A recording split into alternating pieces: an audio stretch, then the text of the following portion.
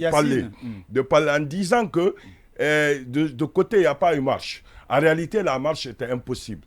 La marche suppose qu'on quitte le point A pour un point B. Or, ils ne peuvent pas demander. Concrètement, ils ont demandé plus pour avoir moins. Ils ne pouvaient pas du tout marcher, puisque marcher suppose que tu quittes le point A pour aller vers le point B. Alors du coup, comme ils ne peuvent pas faire cela, il faut s'attendre à ce que chacun manifeste là où il est. C'est ce qu'ils ont pu faire. Ça a été fait. Et il faut s'attendre aussi que le lendemain, qu'il y ait d'autres manifestations, même si c'est pas prévu. Comme l'a dit un internaute, que c'est comme si... Donc moi, je trouve que c'est un véritable succès pour le FNDC. Et je pense que dans les négociations, il faut rappeler, parce que lui, il dit, c'est une seule chose qui est demandée, c'est les négociations, je suis d'accord avec lui, mais à l'occasion de ces négociations, le CNRD va rétablir le FNDC. Très bien. En tout cas, il y a l'autre là qui disait que, voilà... dissoudre la dissolution du FNDC, c'est comme fermer une mosquée. Si vous fermez la mosquée, là où l'heure de la prière vous trouve, vous priez là-bas, d'accord, il n'y a pas de problème. Oui, allez-y, Habib, sur cette même question. Un bras de fer qui probablement pourrait durer dans le temps. Je ne le pense pas. Parce que, au regard de l'évolution de la situation au pays, entre le FNDC et le CNRD, il y a naturellement un perdant et un vainqueur. C'est pas le souhait, parce que le décompte mathématique ne devrait pas reposer sur la victoire des uns ou l'échec des autres.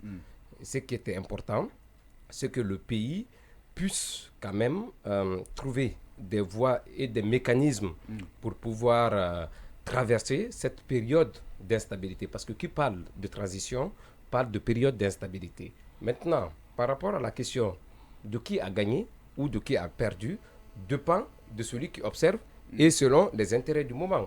Si vous êtes aux affaires et que vous attendiez à un décret, vous êtes très proche du colonel, vous ne lui donnerez jamais l'impression qu'il a perdu. On le fera toujours croire qu'il reste toujours le maître du moment et le dieu de l'instant. Et c'est l'impression qu'on donne. Maintenant, si vous êtes de l'autre côté du versant, il y a toujours cette perception. Parce qu'on dira qu'on a abouti à paralyser. On ne va pas faire ce schéma de dos à dos. Non, mais c'est ce que je dis. C'est ton opinion, on demande. Oui, là, c'est la... Alors toi, puisque tu n'es ni à gauche ni à droite, donne-nous ton opinion. Non, attention. Ici, je suis contre cette conduite, cette façon de conduire la transition. Non, je ne dirais pas que je suis ni à gauche ni à droite. Non.